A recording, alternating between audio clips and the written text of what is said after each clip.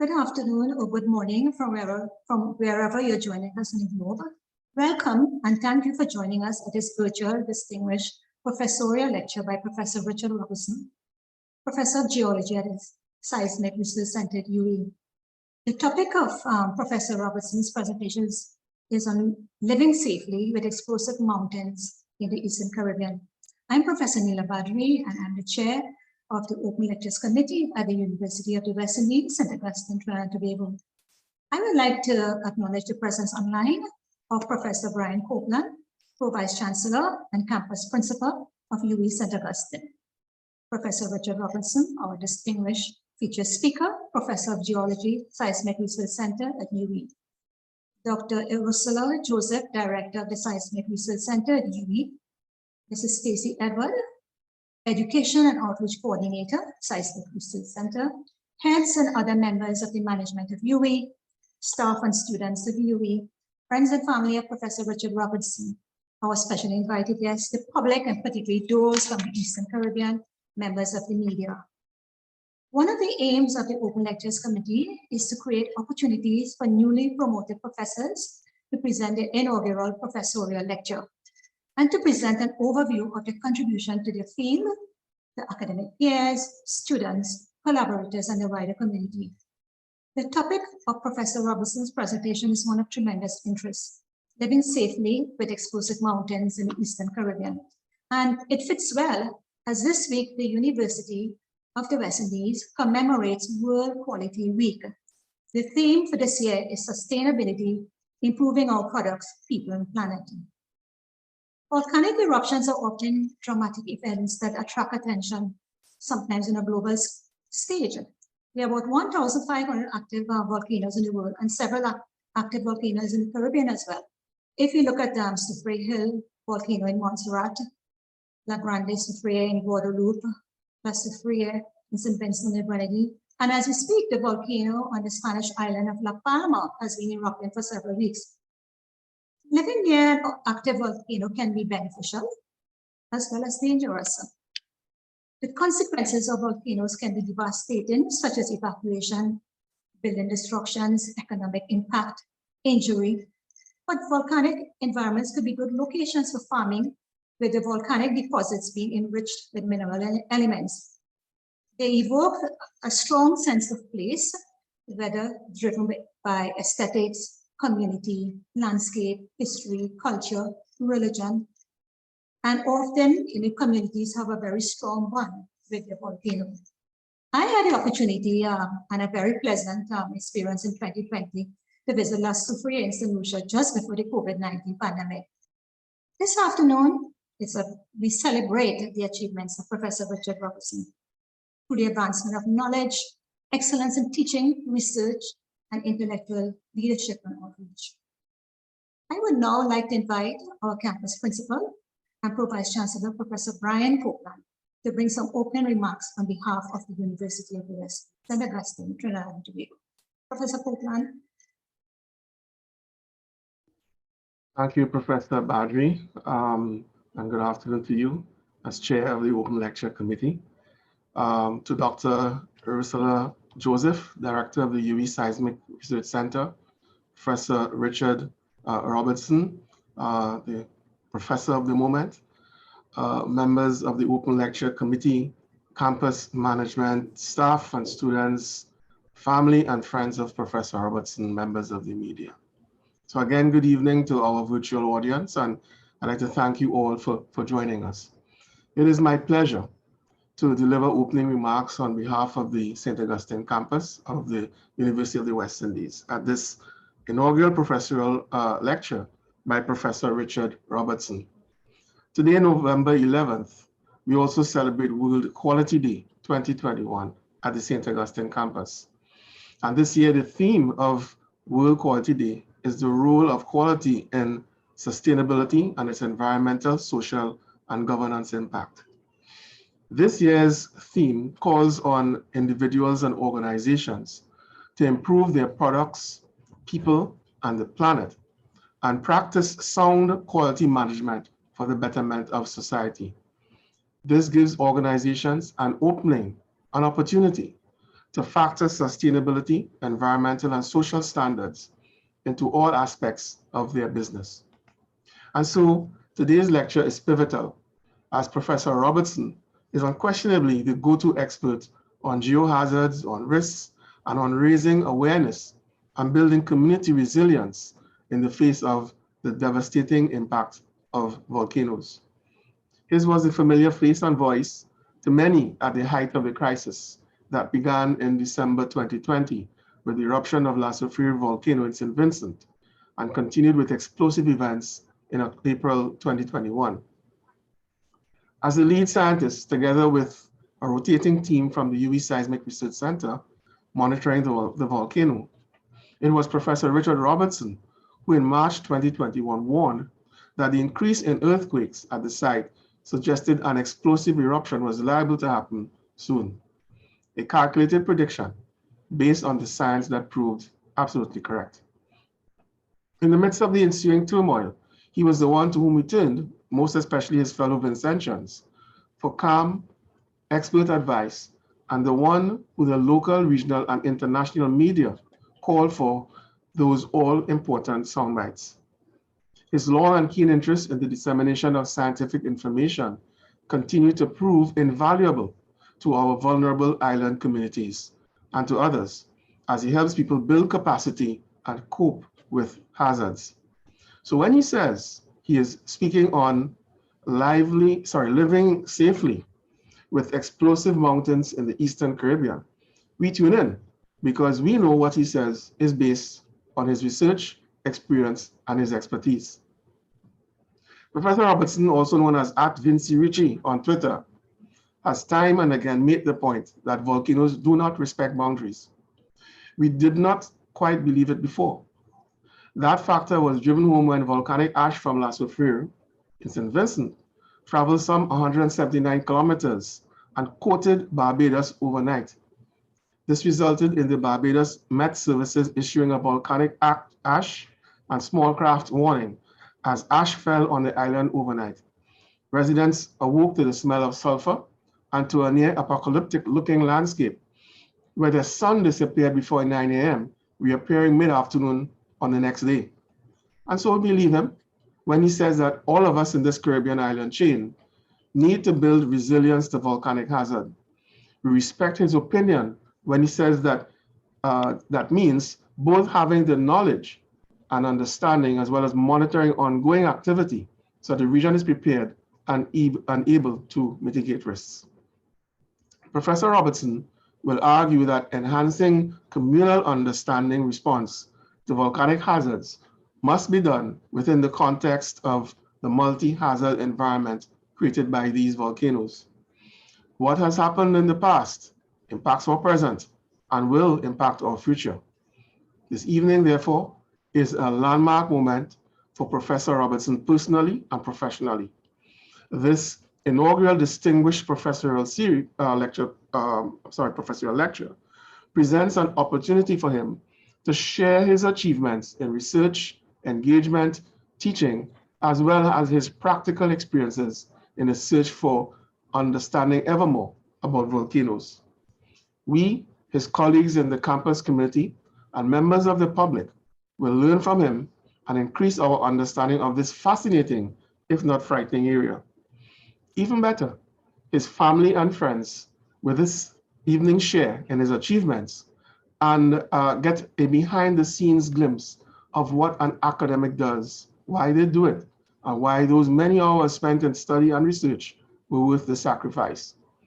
I therefore congratulate Professor Robertson on his achievements thus far and extend best wishes to him for the future. And so now, guests, please join me as I just sit back and enjoy what will surely be a compelling story. I thank you.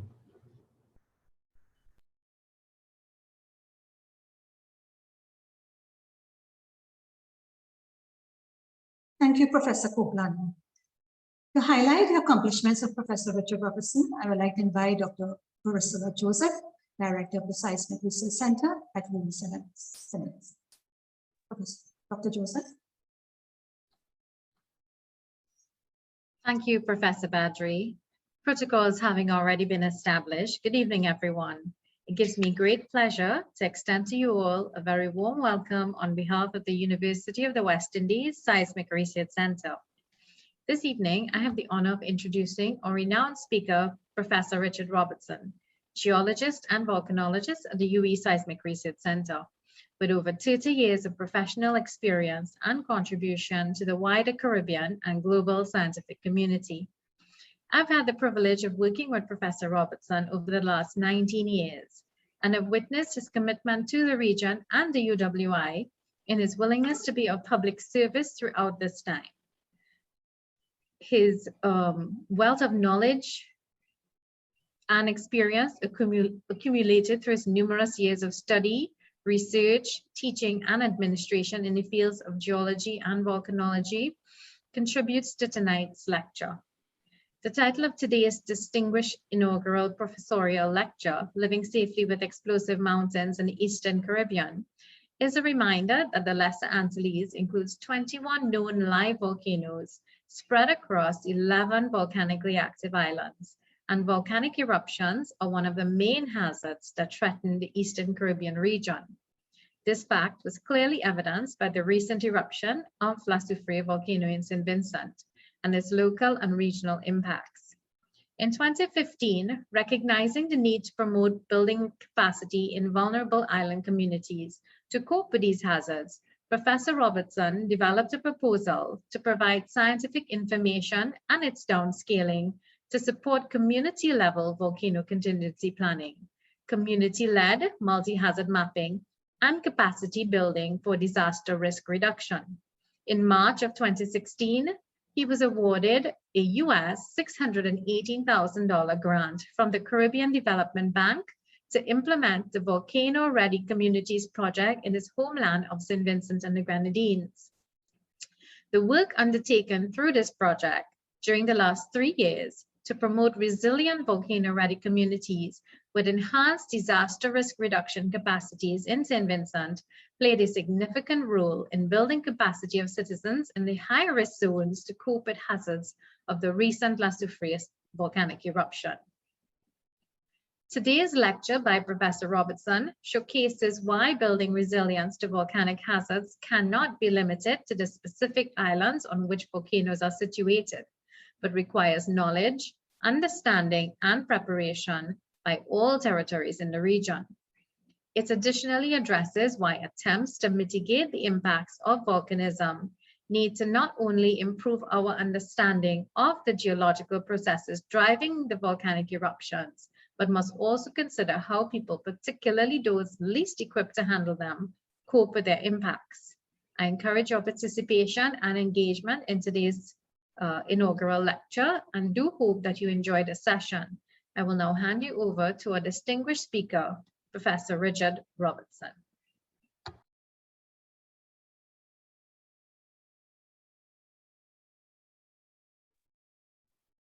Thank you very much, Dr. Joseph. I'll just have to share my slides, and thank you for the kind words from everyone so far.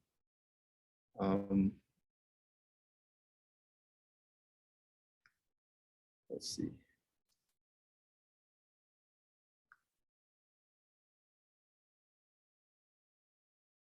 Right, my slides should be coming up shortly. Right, good afternoon, everyone. Well, I trust that you can see me, you can see the slide. So in these lectures, people usually talk a lot about what they've done. I'm going to actually try to do something slightly a bit of both. I couldn't but not take the opportunity to speak about what I've been working on for most of my life, which is these what I call explosive mountains in the Eastern Caribbean. But I'm going to use the talk to do a couple of things, and in doing it, hopefully you would see some of what I've been working on rather than necessarily my being the spotlight, more the volcanoes being the spotlight. And in fact, that first slide there starts the story, because it shows you the town of Chateaubelair in the foreground and Fitzhughes in the background slightly. And way in the background there on the left, you see the mountain of La Soufrière, and on the right, you have Richmond Peak. And in a sense, it shows you classically, some some of the problems that we have. Volcanoes create amazing landscapes, which are very attractive to people to live. Unfortunately, people go and live there, and they forget often that the volcanoes can erupt from time to time. See why they go and live there. They're amazing and they're beautiful. And we have lots of these landscapes in the Caribbean. And today I'm going to talk about not so much, well, yes, how we can live safely with them, but also can we live sustainably with them? Can we live with them with the fact that every now and then they might erupt? What do we need to do to make sure that we're not hit back constantly by the impact of these events? So I'm going to couch my talk and sort of into 3 areas. I'm going to look at volcanism in the context of the globe. I mean, where do we have volcanoes?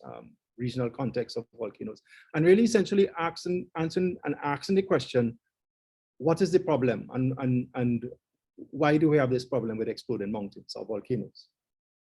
And then I'm going to look at some of the aspects of living with them, what we need to do, and through that, touch on some of the aspects of the research that I've been engaged in and some of the work that I've been engaged in. You'll see that through that.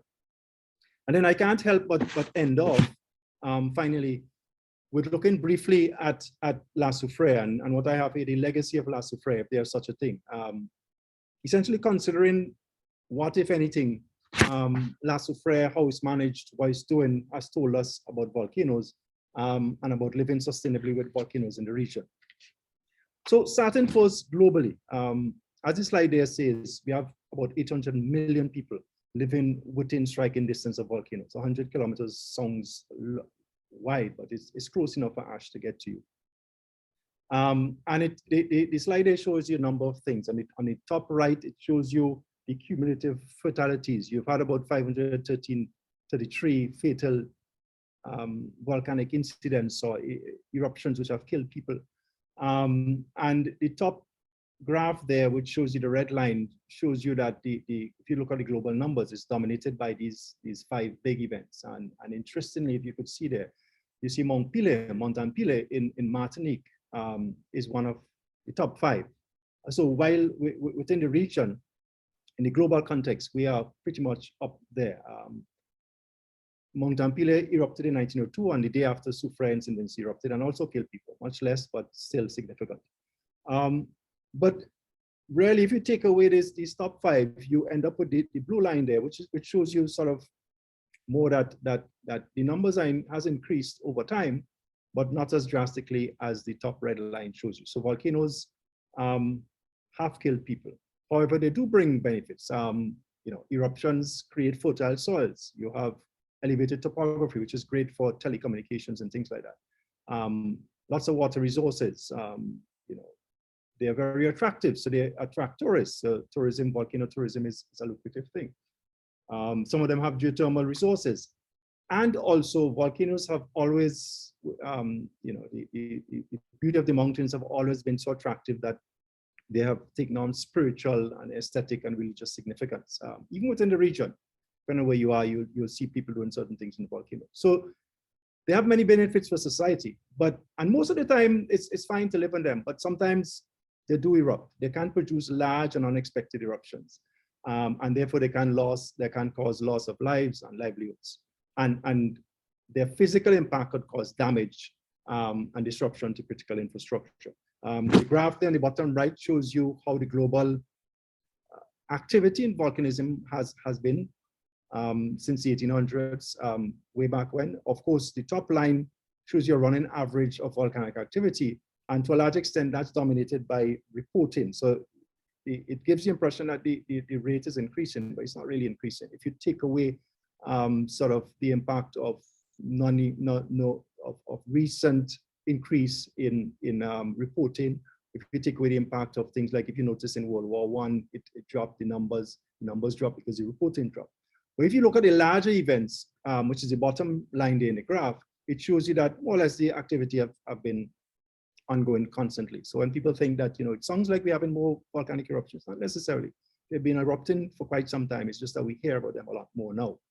And certainly the two pictures on the bottom left shows you the Icelandic eruption in 2010, which caused quite a bit of disruption to air travel in Europe. And I dare say, had we not had less flights in the Caribbean, you certainly had disruption from La Soufrière eruption recently.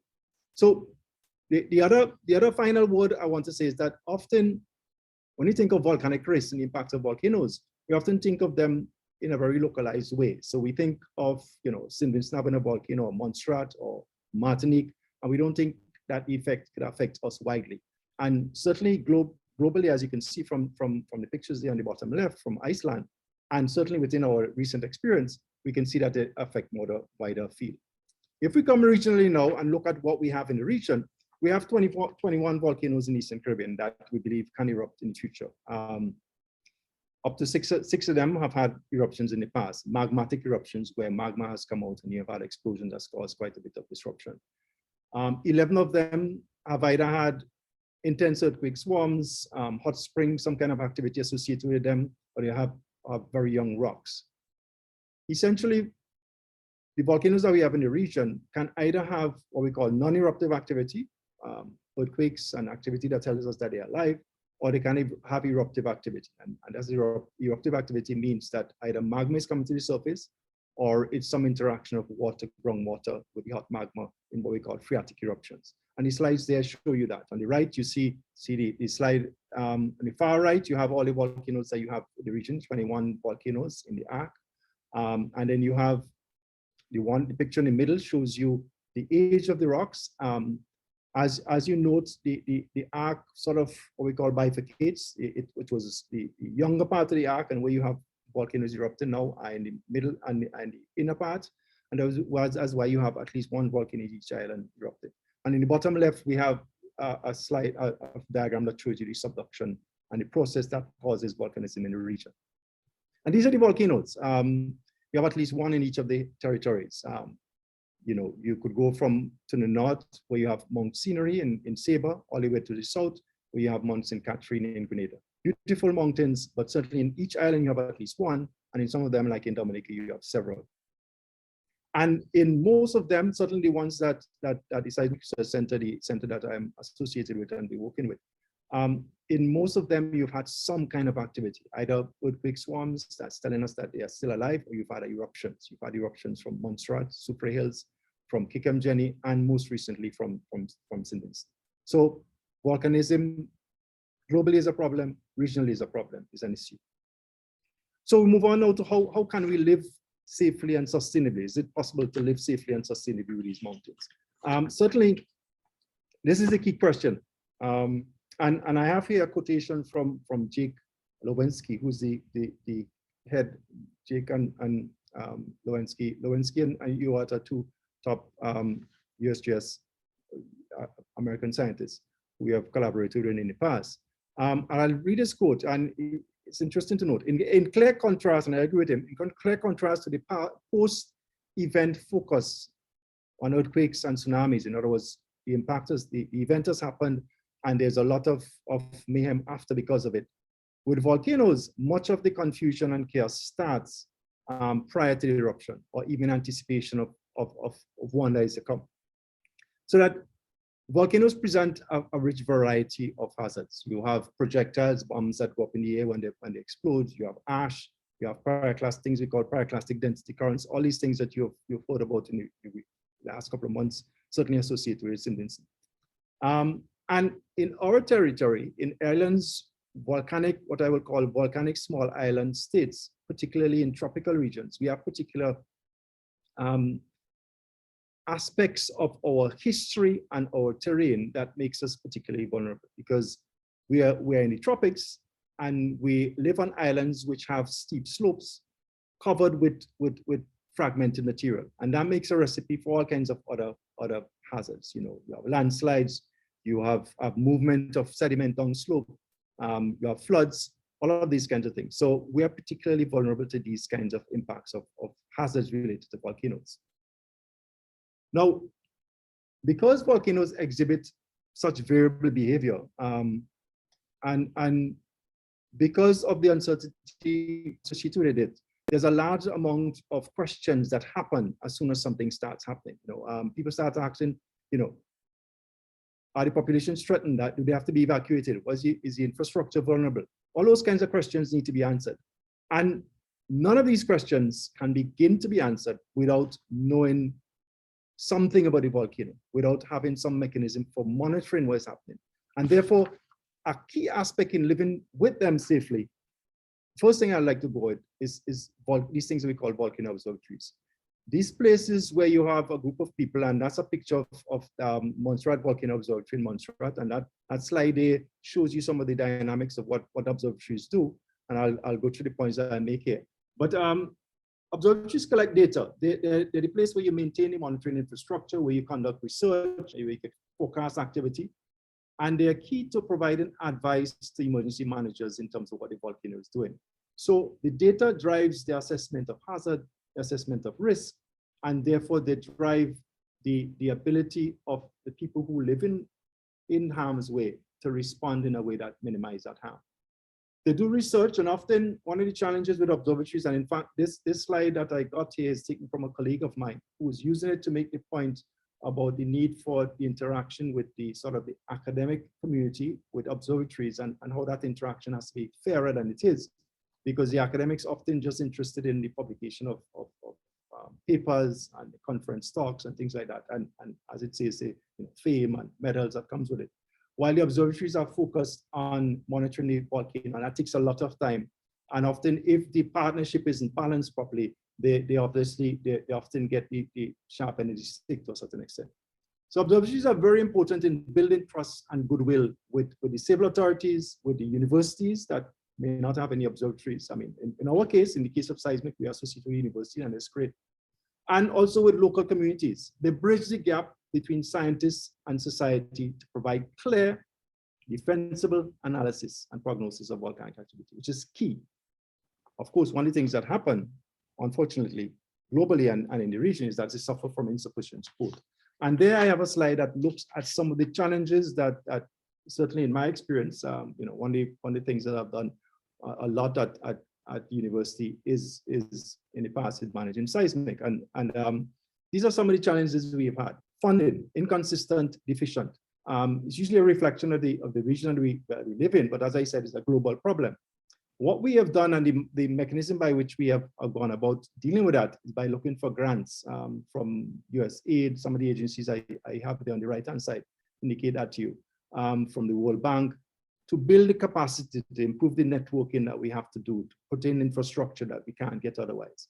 And then we've also done a lot in terms of building collaboration and partnerships to drive the research that is going in the direction that we're interested in, to get the information we need to advise, provide the advice that we need to give in terms of our responsibility.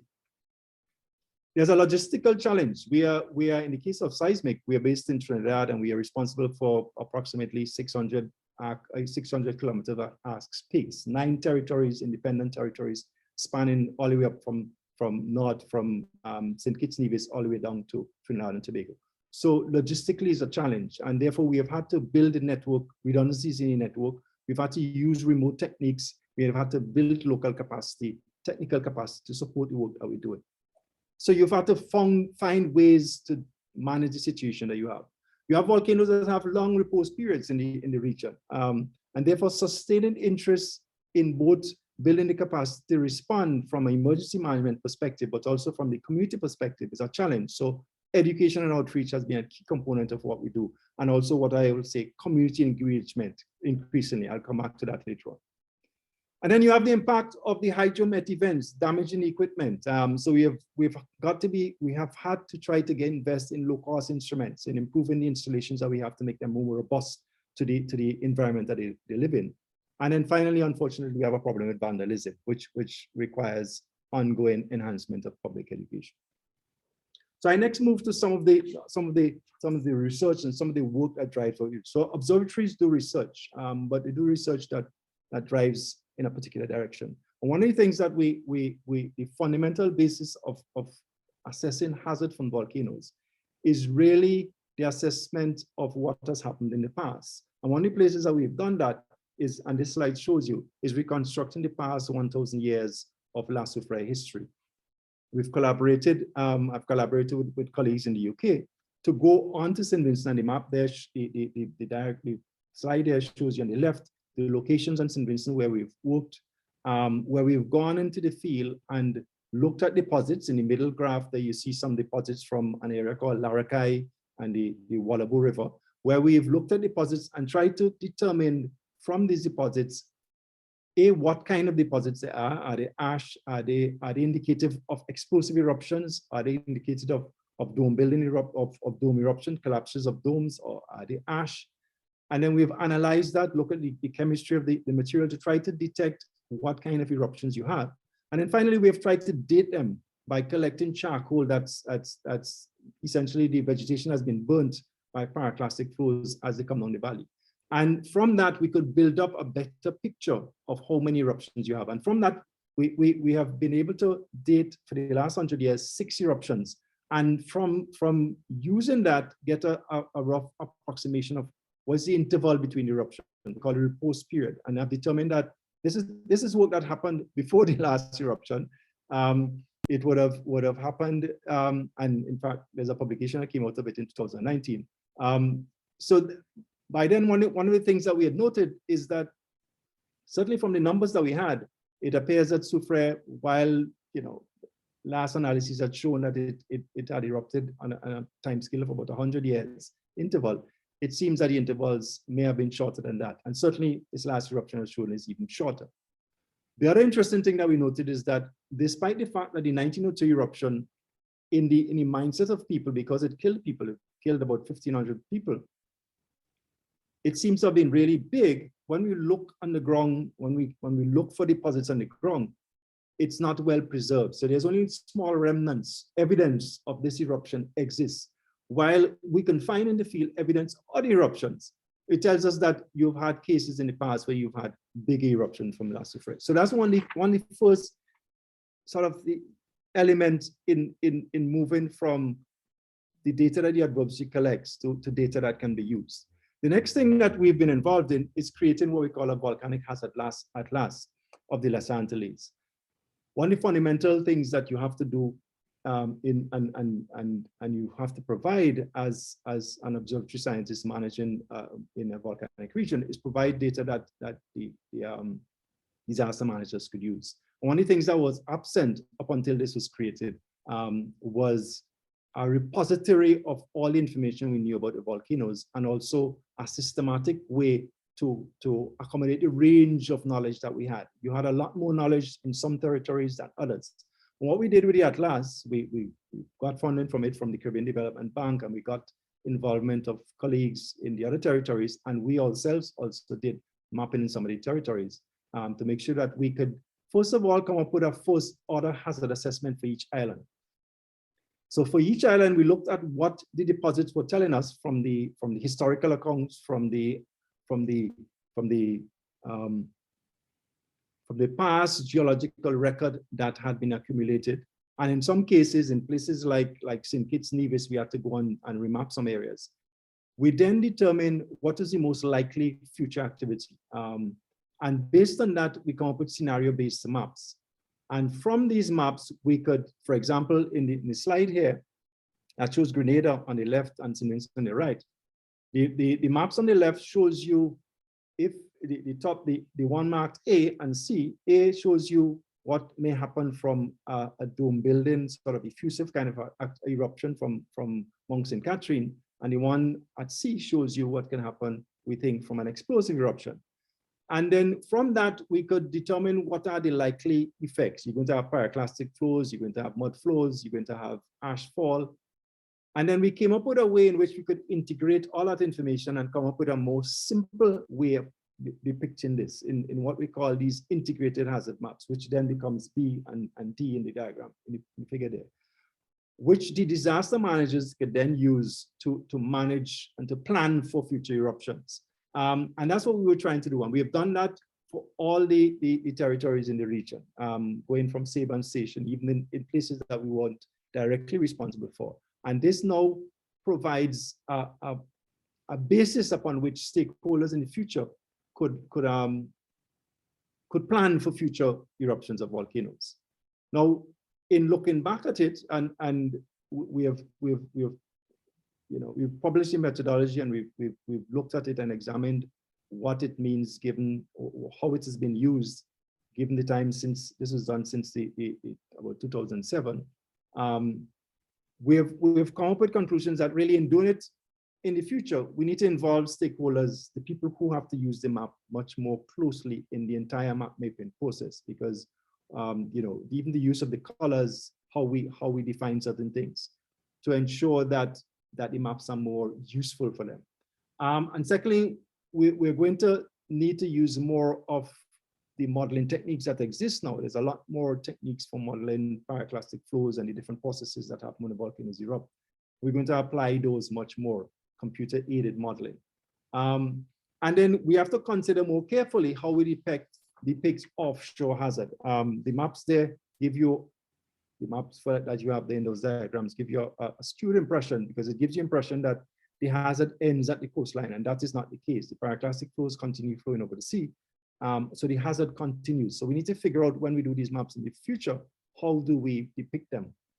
And before I go on, I just want to mention that on the top left, what you have there is a picture that shows you two main kinds of sort of activity that you have from volcanoes in the region: explosive eruptions, and the P shows you a dome collapse, which is, both of them are from Soufrières in Montserrat. The next thing that I want to talk about, so we have moved from observatories, we moved to collecting data that is useful for developing hazard maps that can then be used by authorities. We then move to, simulation exercises. So having all that information, we then need to now start looking at developing plans. And if we have plans, how do we apply those plans? And we did this project in Dominica, where we were working with, as part of a European funded project called Volcano, where we did a simulation exercise in Dominica. Essentially, what we did is that we developed a scenario. We had a volcano team, and the slide in the middle, the diagram in the middle shows you. We had a volcano team that developed a scenario in terms of what can happen in Dominica. And it was based on the fact that Dominica have 9 volcanoes. The map on the left shows you the area that we were dealing with to the south. And we developed a scenario where a number, which gave us the ability to generate a number of monitoring signals, which suggested something was happening. And then we then fed that scenario into a group of scientists who were assembled on Dominica as part of this project, who then looked at the data and then provided information to civil authorities about what the data was saying. They provided advice. They were pretending to be, essentially to be an observatory. And the civil authorities were then going to make the decision in terms of what they would do, and then they're supposed to present that in a press conference. And all of that was done. But while we were doing that, we also tried out the use of a probabilistic technique for assessing hazard. Now, probabilistic models have been used and are being used increasingly for long-term volcanic hazard assessment. They have been used also for short-term, hours to days forecasting. We haven't used them a lot in the region, but it was something that we thought we need to get into. And this BET unrest, which is a particular kind of probabilistic model that was being developed, we decided to test it out in Dominica. And essentially what we did is that we took the data that was coming in from the monitoring signals data, and how the scenario ran in Dominica is that we had 3 injects, we had 3 periods in which we provided the scientists with information, and they then weigh in on that. What we did is that we used that information and we also put it into this BET network and saw what it came out with. And of course, this is all written up and published. And essentially, to run this scenario, what we did, we came up with, on the bottom left-hand side, we came up with what scientists would call an event tree. We looked at, okay, you have a volcano, what is the kind of thing you can have? Can you have unrest or no unrest? And if you're going to have unrest, which is something happening, it could either be magmatic or non-magmatic. If it's magmatic, there's a number of things that can happen. If it's non-magmatic, a number of. So you develop this, and then the program that we ran, the BET unrest, allowed us to look at each node what is likely to happen. And during the 3 phases of unrest, a number of injects were put in terms of what these monitoring signals were saying, and then we ran the probabilities. And essentially, the software allowed us to estimate probabilities of it being an unrest, that is, something is happening, and B, if the unrest was magmatic or tectonic, and then if it could lead to an eruption. And the slide in the middle shows you some of the results that came out. It showed you as the probabilities change from the first, three points in the activity. As the activity changed, how the probabilities moved. The software also allowed you to determine where the events could be. One of the challenges that you would have, and you will have in Dominica if and when something happens, is detecting exactly where the activity is going to come out. If you're going to have an eruption, where would be the event? Because Dominica has so many volcanoes quite close to each other, to be difficult. And we ran that, and we did that with the software. And the intention when we did it was for these probabilities to go into the consideration by the scientific group as they made their deliberations. It didn't quite work out like that, although, I mean, we wrote it up and we published it as an exercise to share with the scientific community, because it seems that they often found that even though the program worked and did what it was supposed to, the scientific group that was deliberating found that the estimates were too high. So these techniques are supposed to be tools that assist the scientists in making decisions. So if they thought that it was too high, they sort of provided their own prognosis rather than necessarily depending on it. The point here is that these are the kind of tools I think we need to get into using as we move forward, particularly in cases where we want to quantify a bit more the uncertainty involved in managing volcanic situations. So those are three samples. So we've moved from hazard assessment to using tools to simulate and to provide prognosis of what eruptions or the probability of eruptions where activity could happen.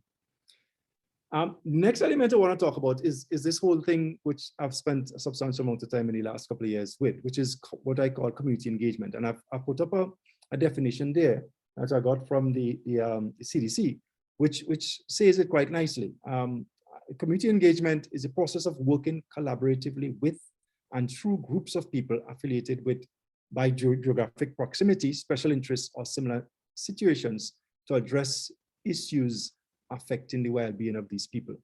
And a lot of this work, and the CDC have done a lot of work in terms of community engagement that applies in the medical field, but increasingly in volcanic environments, we have gotten into doing that because the creation of disaster resilient communities to a large extent is partly dependent on strategies that we use to effectively engage communities on the issue of hazard and risk, because these communities, the people who live on volcanoes, are the ones who have to make sensible decisions in terms of what to do.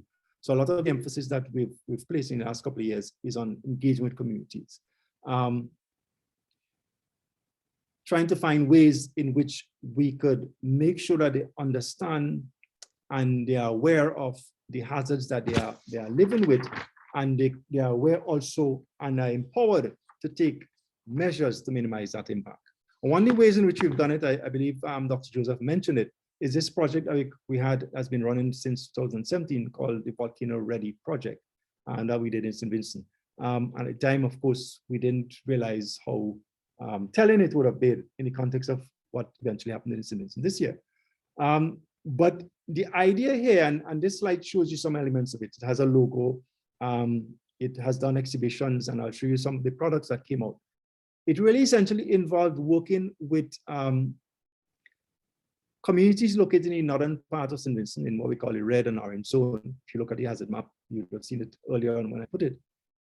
And trying to do a number of things with these communities. What we call make them volcano ready, but making them volcano ready meant that we had to train people who were able to deal with response, so community emergency response teams and plans. They had to create plans at the community level that was integrated into the national level. So there was a lot of education and outreach, a lot of creation of new material, as well as development of skills. And also we wanted to also provide them with some, part of empowerment is providing them with some means to actually take the action that they need to take. So providing them with a little bit of tools to do that. And we spent a lot of time doing it over the last, since 2017. Of course, then COVID happened and a lot of the activities was curtailed. But then the eruption happened, and then we were able to sort of leverage a lot of the products that created during the Volcano Ready product, during the Volcano Ready project, to utilize in the effort, as well as funding to help fund seismic operation at the early parts of the eruption when we were struggling for operational funding to get things done. And this shows you some of the products that came out in terms of communication tools, billboards, we had maps, trail guides, teaching tools, anime, we got into anime, we created anime using poems that people had done, really a range of things. And this kind of engagement is something that we want to replicate in other islands. I think it's the key in terms of moving forward and making communities truly resilient to volcanic hazards going forward. Another project I want to talk about is what I call these risk communication films. Again, this is a set of films that we created. It was a total of, I believe, 10 films. Well, I think I have 7 and 3, 10 there. But 3 were what's called oral history films, and 7 or 8, it might have been 8 in total, were actually films that looked at more hazard and risk. And it was actually interesting how this whole project developed. It's been, again, a project that started as a research project that was part of what we call the STRIVA project, which is a bigger project, research project that involves strengthening, STRIVA stands for strengthening resilience in volcanic areas, and it involves working in several territories, not only in the Caribbean.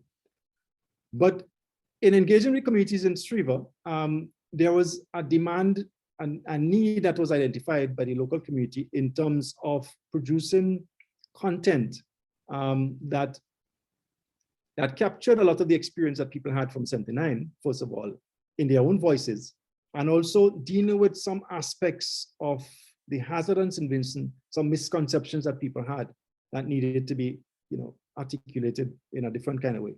So the 3 oral history films that we had, and the pictures there show you some of them, and there's a graphic there that shows you where you could find them. These eruption stories, they're available on YouTube, they've been used. And in fact, this here I'm talking about a paper that comes out of it that speaks about how we use it. But aim really was to motivate and empower people at risk to prepare for eruptions, increase awareness of volcanic hazard and risk, and also try to collect the social memory of the 79 eruption and collect it in such a way that is spoken to in people's words by them themselves. It really demonstrated the effectiveness of producing things, what we call production of these kinds of products, both from the design stage as well as execution. So there was a lot of involvement of the disaster management community of using what we had learned in St. Vincent to help drive what we did with the films. And they're now being used going forward by NEMO and by Seismic, by the National Emergency Management Organization in St. Vincent, and by Seismic in terms of its communication going forward. So we moved from hazard and risk and using that in plans, simulation, to now engaging with the community through the Volcano Ready project and through communication films.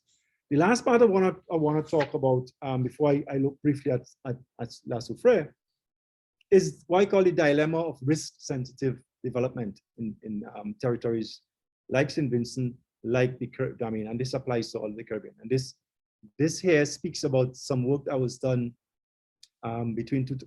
the actual surveys were done between 2014 and 2015, where we collaborated with social scientists in the UK to work on trying to better understand how does the volcanic hazard shape or not shape or is factored into the development decisions in St. Vincent. And some of the slides there show you some aspects of it. On the right hand side, you see the picture of the integrated hazard map.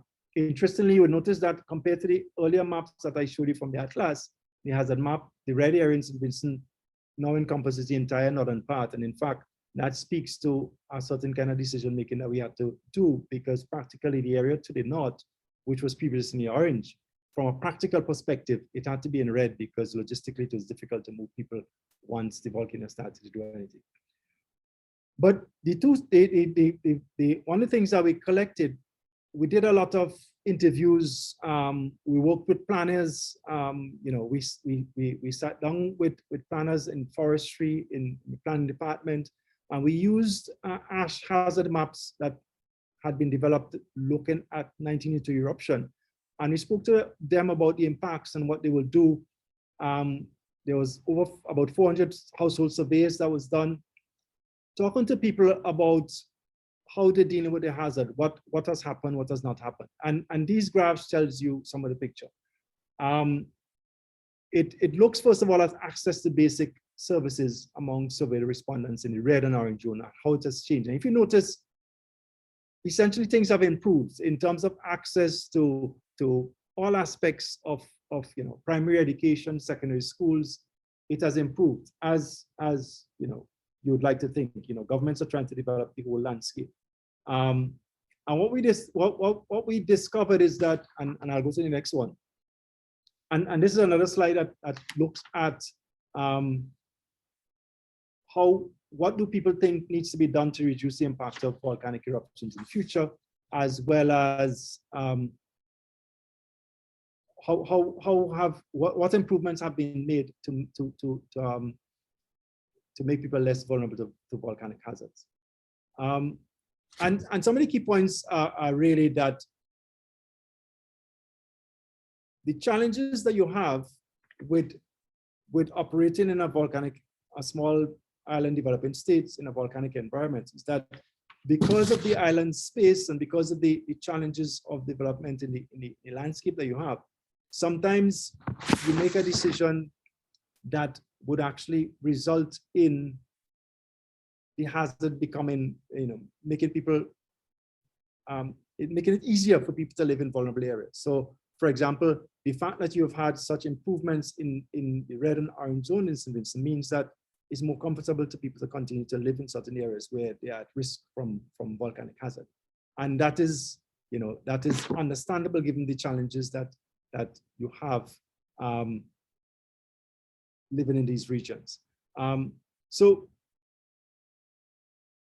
there were in moving forward, I think what we suggested is that when governments think about managing in these environments, they need to think about possibly enhancing what we call co-benefits of response hazards. So for example, ensuring that buildings and roofs are both ash resistant as well as hurricane resistant.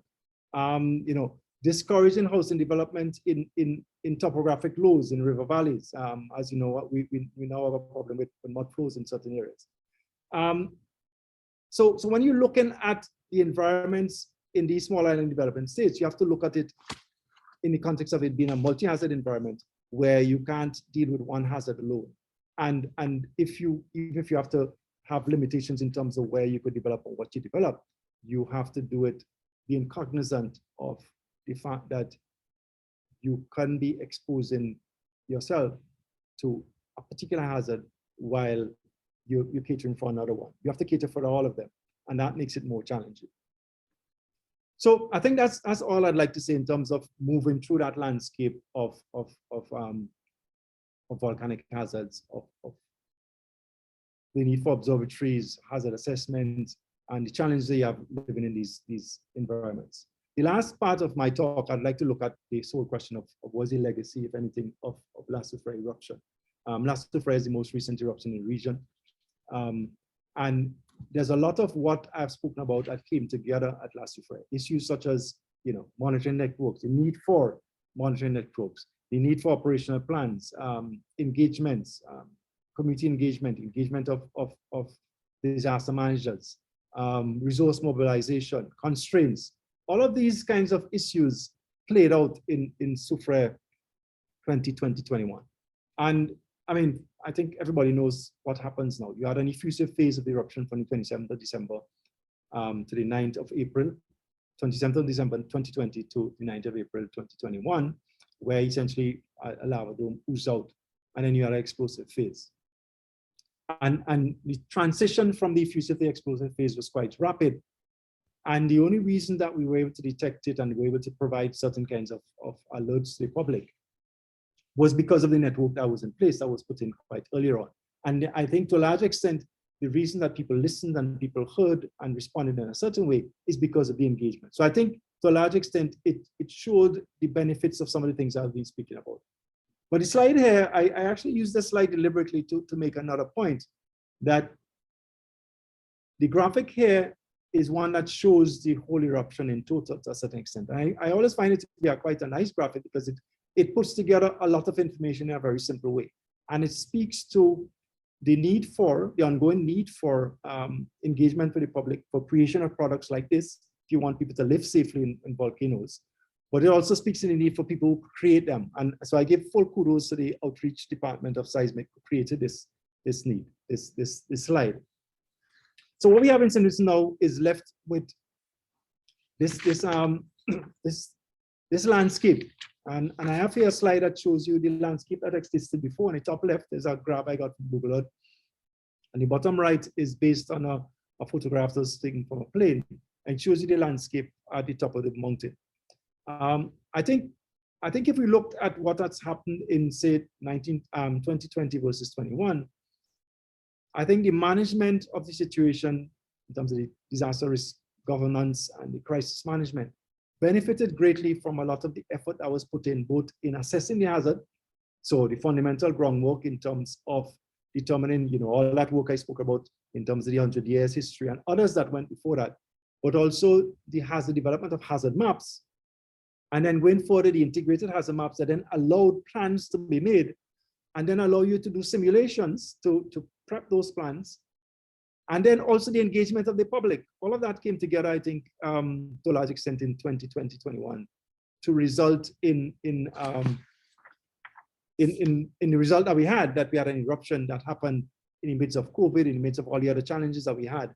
And yet you had people survive, people living safely with it and nobody being killed. Of course, the dramatic impact is going to be there for quite some time in terms of the direct effect on the country. And that's something that we have to learn to live with more.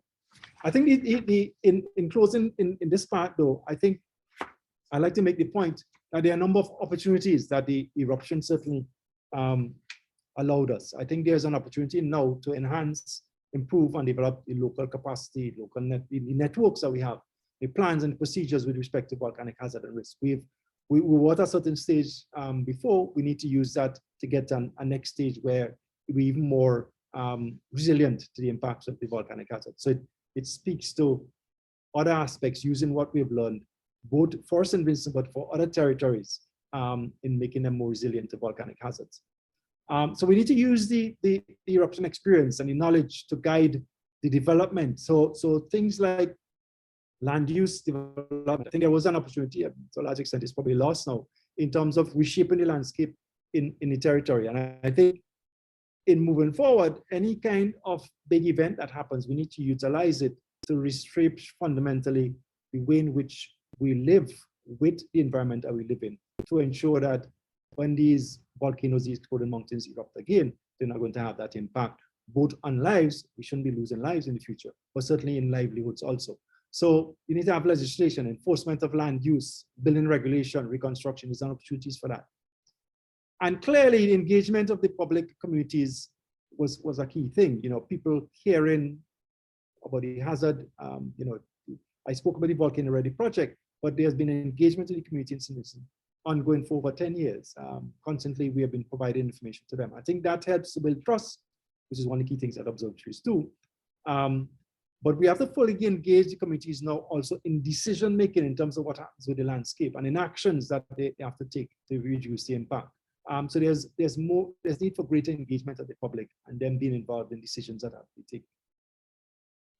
And also I think there's an opportunity to make greater use of ways of transferring risk, and looking at the whole ecosystem management in terms of reducing the impact of disasters. So I think there are lots of opportunities that has arisen both for St. Vincent and the rest of the region that we should learn from.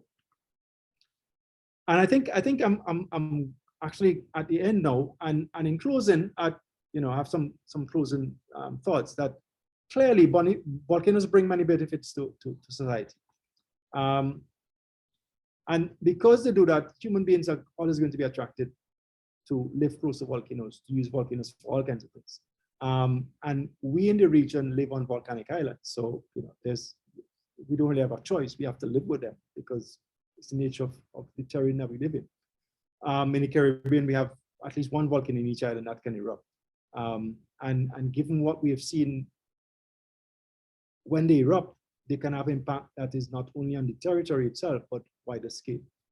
So living safely and sustainably with these explosive mountains requires monitoring and research, it should be clear by now, as well as ongoing efforts to engage policymakers, people who make decisions, and the public in making mitigation to volcanic hazard a fundamental part of the DNA, what I call the DNA of development. When you're looking at development, I spoke about work that we have done in terms of risk-sensitive development and some of the challenges, some of the dilemmas that you have.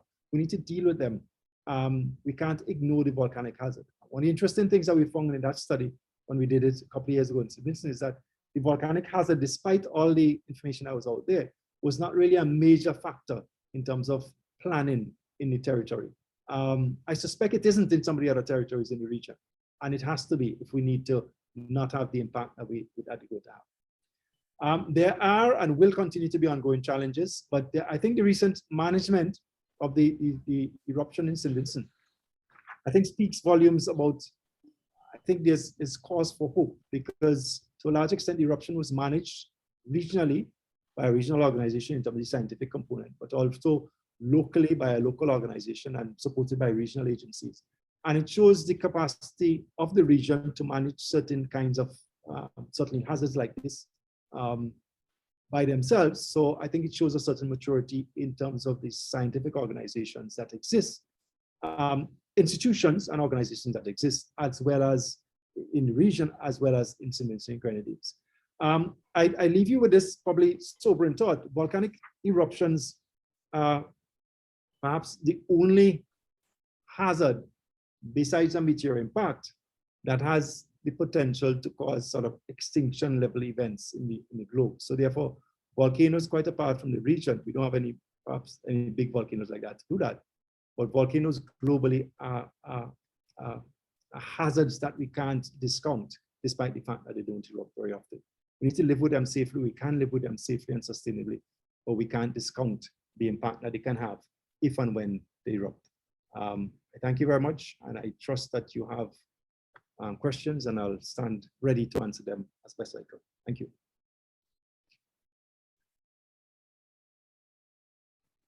Thank you, Professor Robertson. Quite an intriguing and engaging lecture. It's unbelievable. So many persons are vulnerable to all these hazards. I'm seeing in the chat quite many questions for you. So the question and answer session will be moderated by Mrs. Stacey Edwards, I should say, Education and Outreach Coordinator of Seismic Research Center. Mrs. Edwards.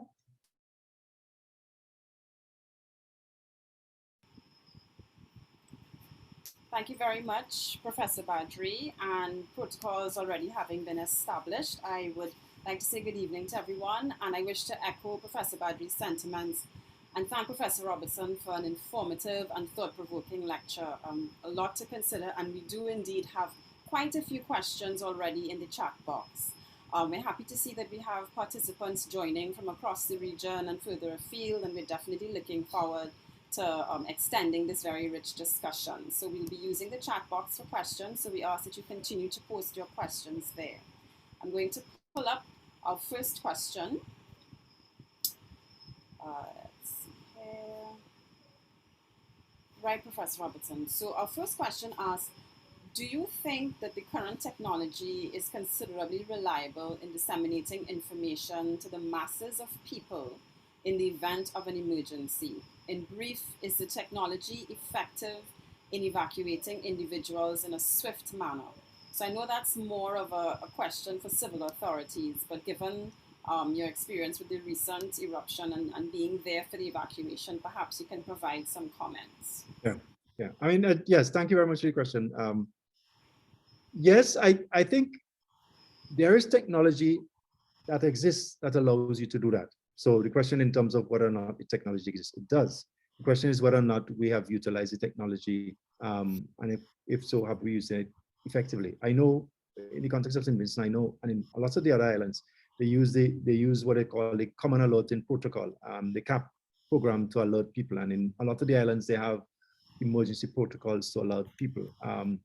I think perhaps in St. Vincent, I don't know if they have fully rolled it out. I believe they have. But so I'm saying that simple answer is that yes, it exists. The question is the extent to which it's been applied in different territories. I know in St. Vincent it has been applied. There's various ways they've gotten to alert people. I'm not sure if it's, if all of these things would always need tweaking. But there's always challenges, with applying any of these things. I mean, there's always, that's one of the points I was making, that we need to use what we've learned from this eruption to improve things in the future. And I think, alerting people and getting messages to people is key. It's key to get it quickly. And there's always ways you can improve it. Right. Okay, we also have a question coming from Adrian Tuitt of the GSTT, Geological Society of Trinidad and Tobago. The contribution of oil and gas to our economy is likely to diminish in years to come. In light of this, do you see a space for geoscientists to become volcanologists in the Caribbean? And what advice do you have for those who would like to pivot careers into volcanology? And I know we talk about this a lot at the Seismic Center, and we're very much committed to building next generation of geoscientists. So we'd be interested to hear your thoughts on this. Well, I mean, I'd like to think there is scope for that, but I'll be honest with you in that, as you realize when I spoke, one of the challenges we have in my field is the resources. So I think we need a lot more geoscientists, both in the field of volcanic hazard, but in geohazards generally. But I don't think in the region we invested in them enough. You should have a geologist or engineering geologist or geoscientist associated with a lot of the planning decisions that happen, a lot of the ministries that you have. But in most of the territories, they aren't. So there is scope for it, but I can't say I'm confident that there will be a space for the amount that I think that you need. I think you need a lot more, but whether or not the space will be created as another question. But there is certainly scope for it, and there's room, there's a demand. And in fact, I don't know if I said it, but one of the things that's going to happen going forward is that as more and more people put themselves in harm's way, and that's going to happen with the volcanic hazard, there's going to be more and more need for people who work in volcano observatories. So I would suggest to you that when you pivot, you need to not just think of the region, because there's a demand for volcano. Globally, there's insufficient volcano observatories. That's a fact. There's not enough people monitoring. There are volcanoes in the world that are not monitored at all, that are people in harm's way. So there's going to be always a demand. The question is whether or not we will have enough resources to surface to meet the demand in the region. But I think you could look elsewhere. There's a demand for them all over the world. Yes, and you also spoke, Prof, about work that you would have done with UK colleagues on studying and looking at past eruptions in St. Vincent, basically to better understand how future volcanic activity might roll out. And so we have a couple of questions related to that. One of the questions being, has there been any lava flow in any of the last 6 eruptions that you would have identified? And also that you would have done work to reconstruct the last 1,000 years of soufre eruptions, and has similar work been done for other volcanoes in the region? Yeah, all right, good. Simple answer to the first one is no, not in the context of soufre. Soufre is more recent eruptions, certainly historic, and to a large extent, I would guess, going back as far as 4,000 years ago. Soufre changed the way in which the chemistry, the geochemistry of the rocks that it produced became ones that were less runny, less basaltic in composition, and more closer to the andesite, which is more sticky material. So you have had no lava flows in the last 6, and in fact, what you might have had domes. The domes are not preserved, they're destroyed. So when we date the rocks, we're dating them from mainly the pyroclastic deposits that they have. You could date the rocks, but we'll date older eruptions. The more recent eruptions, we'll use the radiocarbon dates, which require charcoal. So no in terms of the lava flows in the last 6, but you have had lava flows in the more distant past. In terms of other territories, I'd love to do it in other territories, but the challenge, as I mentioned to you, is the way in which we get a lot of this sort of big research done is by collaborating with colleagues elsewhere. We don't have, unfortunately, in the region, we don't have a lot of research funding that goes into lots of fields. There's a demand, there's more need for it than the resources. It's always a struggle. So we have done work in other territories in that kind of field, but not as much as we need to. Dominic is a place that we could do a lot more work in, St. Kitts Nevis. We do have collaborations ongoing to do some of it, but not as much, not in the kind of way that we did in St. Vincent, certainly in the last 1,000 years. And certainly in St. Vincent, we'd like to look more detail at other aspects of it. But there is a demand for it. The problem is funding the research that needs to be done.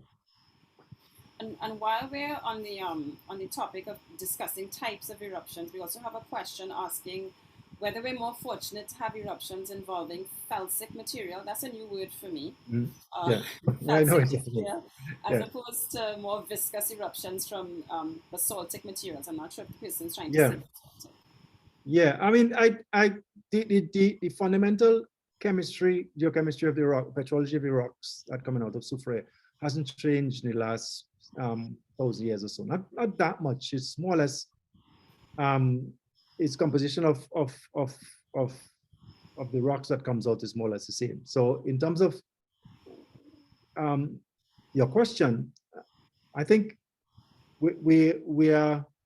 I don't know if we are more fortunate to have rocks material that explode than not.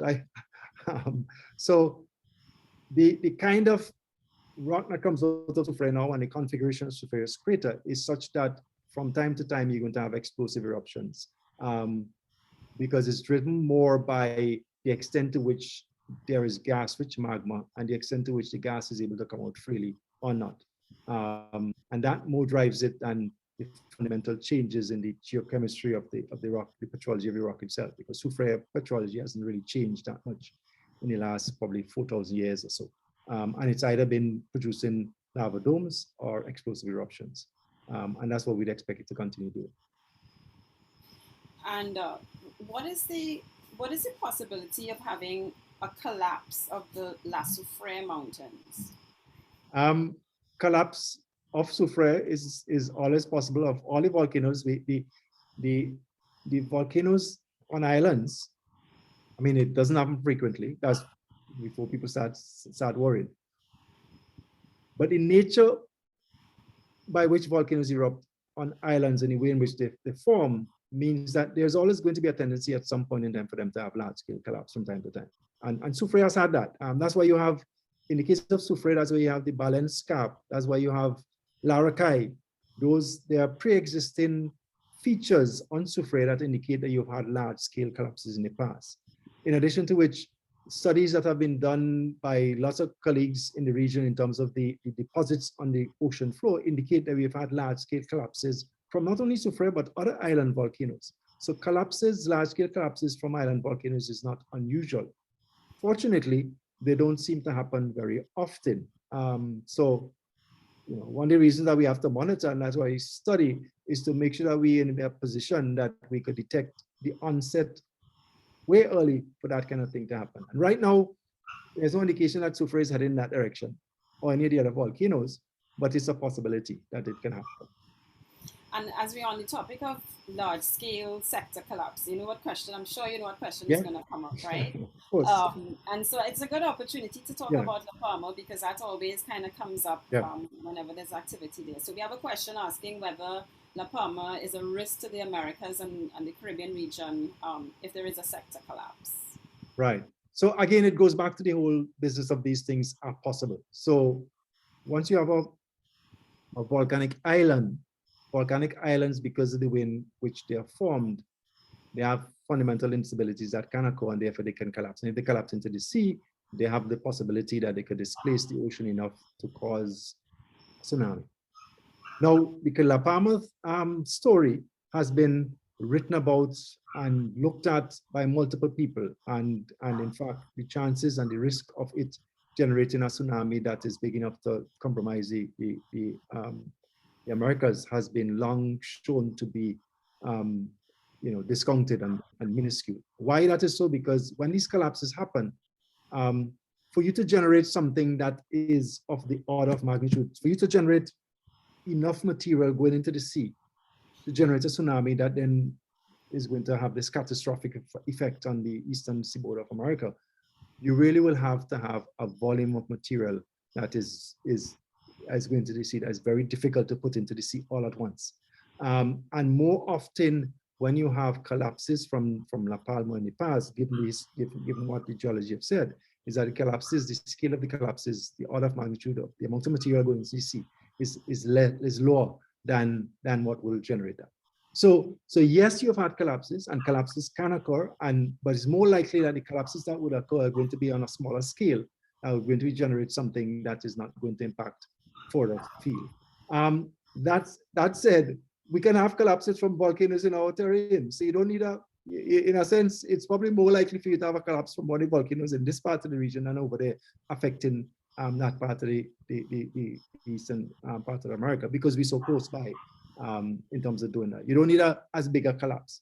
So that's the fundamental thing. It is something that can happen, but is unlikely given the physics that is required for it to happen in the way that it will compromise and cause the thing that has been in the news. That said, one of the interesting things I always find with these stories, and I don't know if it says something about how we communicate, is that the story of La Palma and its ability to generate these catastrophic events has been around since, I believe, 2001. And it came out because there's a scientific paper that came out that they modeled a collapse, and this is what it resulted. And the way in which they modeled it was the conditions were big enough for it to happen, right? But since then, there have been multiple other papers and other research that suggested that what they modeled was really very unlikely, and in fact, something was fundamentally wrong. Yet people still remember that original bad thing and forget all the other things that scientists have come up and said, well, this is not really something so much to worry about. I always find that very interesting. I'm not sure if it says something about how we communicate science and what people believe. I think it has implications for COVID too, and how we believe certain things. Indeed, there's certainly a lot of parallels you could draw between the two. All right, we have quite a few questions to get through, and I'm being very mindful of the time. I'll be shorter. Yeah, sure. No problem at all. So let's talk a little bit about supporting ongoing monitoring and the importance of that, because you spoke about what it takes for us to live safely and sustainably with these volcanoes in the region. And one of it, of course, is having a functioning observatory that is resourced and can conduct the work that is needed. We have a question here that says, have you been able to develop an understanding of the reason for the apparent secondary importance placed on supporting the ongoing surveillance at the required level of these potentially dangerous systems? In other words, why is the work of your agency under-resourced? A good question. I mean, it's excellent. If I knew the answer to that, I'll be I can guess that there are a number of things. I think it's complex. There's a number of things. I think certainly one thing is the fact that the volcanoes don't erupt very often. That's one thing. So therefore, it's not something people have to worry about because it happens so infrequently. Yes, we just had one, right? So it's in the forefront of people's mind. But then as soon as that is gone, it's interesting how quickly other things come in, because the other factor is that we live in a resource-constrained region. There are lots of things that we need to get done, and we simply don't have enough money to do it. So therefore, for governments and for people who have to fund agencies like ours, they have lots of alternatives for the pot, right?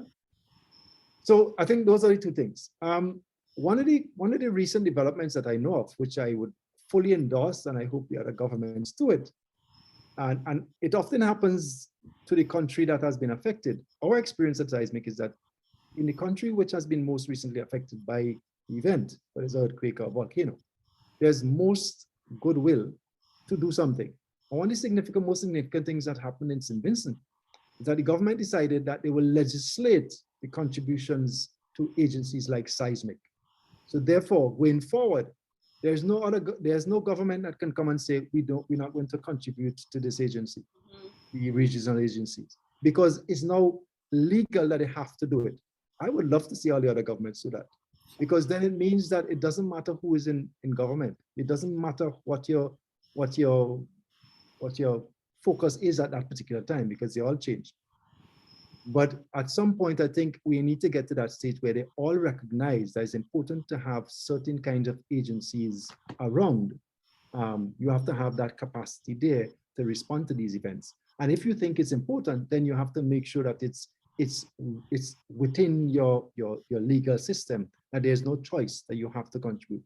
And it's not a lot of funds to make it keep going. The things that agencies like Seismic do compared to other jurisdictions, it's amazing what they do with what little they have. So I would encourage governments to do that. Make it legal that you have to contribute to, not only, there are a number of other regional agencies that are critical to our survival, that they legislate that to ensure that we are more sustainable in our funding.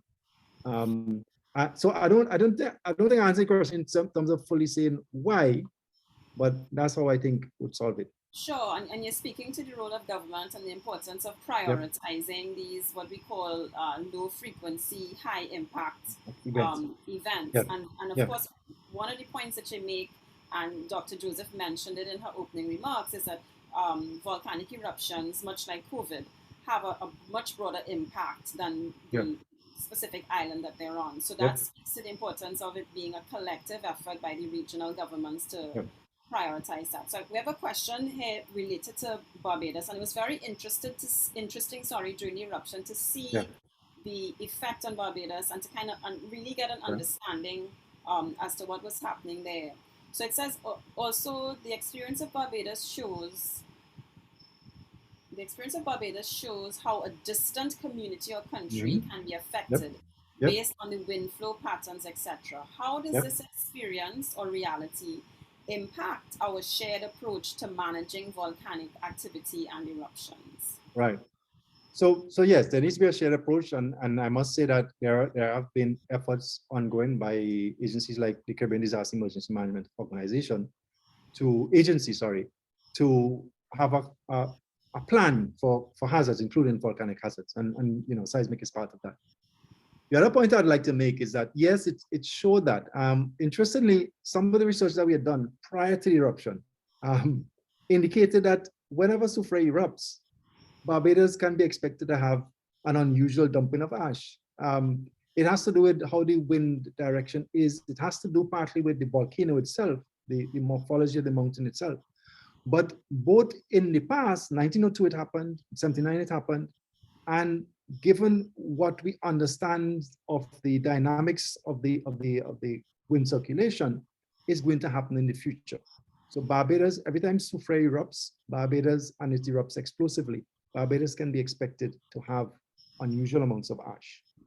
I suspect that kind of work which we did in Simpson looking at Barbados can be done in other territories, because I suspect depending on where you are in the arc, you know, whether in Montserrat versus St. Kitts Nevis, Dominica, and places like that, that given the wind direction, once one volcano erupts, it would impact other areas, which is a point I think the post is making and I was making, that you can't look at this thing as something that's affecting your territory alone. Once you deal with volcanic hazards and exploding mountains and exploding volcanoes, you have to look at it regionally. And ash impact is something that to a large extent is not fully assessed in the region. I know I have a colleague in Montserrat Volcano Observatory, Dr. Miller, who's looking at ash. And I think it's work that we need to do and need to make sure the aviation industry understands that ash is a big thing. I'll make one final point, which I didn't manage to make in my talk, that one of the requirements, interestingly, for all of these territories that operate international airports is, and you could go and check it out, the International Civil Aviation Authority, ICAO, which manages the planes and all of that kind of thing. If you look at the regulation, it says that if you live in a territory, or if you have a volcano in your territory, or volcano that can affect your territory, you have as a territory an obligation to ensure that there is an observatory or a team of people who can provide information about what the volcano is doing. So what I'm saying is that quite apart from everything else, there is international agreements that requires these territories, all of them now have international airports, to make sure that there's agencies in the region who can provide them with information of what is happening in the volcanoes. So I don't understand, when I talk about the legal requirement for them to make sure that they fund people like seismic, they have an international obligation to it too, so they need to do it. To sign on to that. Yes. Of course. Well, they've signed on to it already, they're just not living up to is it. already there, it's just to kind of implement on that. Yes. So, Prof, let's talk a little bit about community engagement, because you talk about the role of engaging communities so that they feel empowered to mitigate against hazards and involving them in decision making. We have a question asking, do you have any thoughts on concrete ways we can engage communities more directly in decision making so that they feel that the engagement has been meaningful? Right, yeah, true. It's a challenge.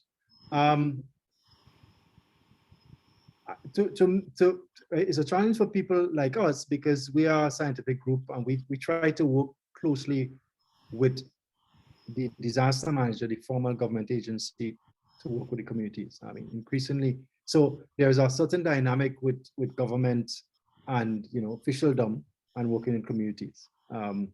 So if you take in terms of the decision making, to me, what it requires is that you need to build strong community organizations in communities who are able to organize themselves and their community such that if somebody comes into the community to do something, whether it's government or anybody else, they can demand that they have to listen to them and they have to hear them. So you need to build at the community level strong organizations. Often in my experience, community organizations ebb and flow all the time.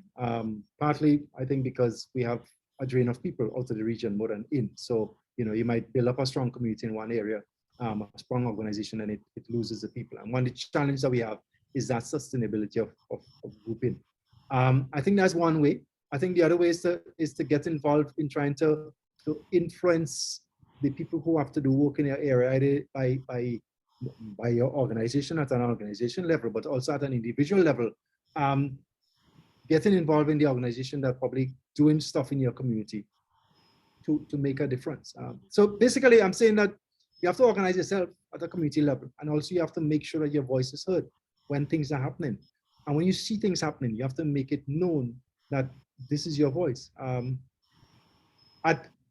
a scientific perspective, how we're going to work is that we're going to, as much as we can, go to the communities and find out who are there and work with them. Also try to give them the ability to organize themselves here, but provide them with the skill set. So, I mean, there's whether it is helping them to record better what is happening in the community, giving them the tools that they need to understand, the science better in their community, that kind of thing, so that they can actually take decisions and measures that they need. And as far as possible, we try to work through the official agency, but really, it's community level. I think that's where we have to build the capacity to respond to all kinds of hazards at the community level. At that, people say grassroots, but I'm talking about the community level. That's where the first responders are going to be, and that's where it has to be built. Whether or not you're in government, whoever you are, that's where it has to be built. And I know we have some good models, at least from a couple of communities in St. Vincent. Fancy comes to mind, of where you really have communities working at the kind of that level to be empowered to take action and so on for disaster risk reduction. So I'm going to try to squeeze in, I'm seeing it's 7:29. I'm going to squeeze in 2 more questions before we wrap up. We have a question from Professor Copeland asking, do insurance rates in St. Vincent and other volcanic islands vary by zone? I'm not sure if no, as far as I know. In fact, I don't know the extent to which the insurance industry has factored the volcanic hazard in the equation. But I know from experience, certainly in Montserrat, they react to it. So there's a point in Montserrat when you couldn't get insurance because the insurance industry basically said they're not insuring anything because they don't want to take the risk. So there's that kind of reaction.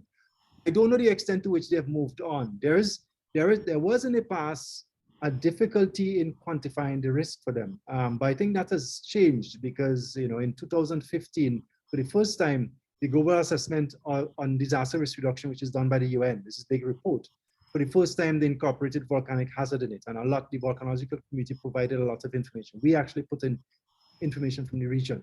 So there's a lot more information for the insurance industry to use to estimate, because what they want to do is estimate the risk.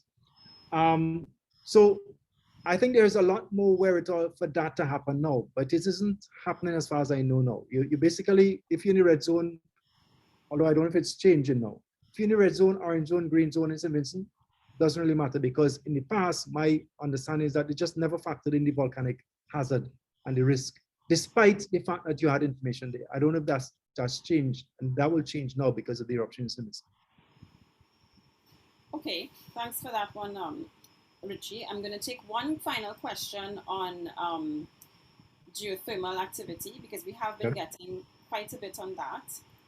If you can just bear with me here. Right, it says we have a few questions on geothermal exploration and so on. So do geothermal power plants deliver a positive return on investment? I don't know. I think that they apparently do. My understanding, and first of all, let me discount everything that I said before. I'm not an expert in geothermal energy, but my understanding, first of all, I think it's something that the region should explore. I think it is exploring. Lots of countries are exploring it. Secondly, so there is a potential for generation of resources and of money in the region. But my understanding of geothermal is that there's a long gestation period before you actually start making money from it. And that's the challenge.